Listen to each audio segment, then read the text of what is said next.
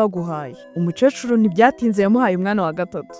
Umukecuru ategereza ko mama pasiteri agarura abana batatu bakabashyira imbere y'abakurambere, ntihagira n'umwe azanira umukecuru. Nyuma umukecuru abonye bigenze uko nguko, ajya imbere nyine hamwe, ajya mu cyumba yahuriranagamo n'abo bakurambere, aho bahehananye amasezerano, arongera akoresha inama y'ikitaraganya, arababwira ngo ndashaka ko uriya mugore muteza ibibazo abana be, bari kuzamubera umugisha, noneho bajye bamubera umutwaro, bamubera ibibazo, bajye bahorana ibibazo ku buryo yumva bamubereye umutwaro.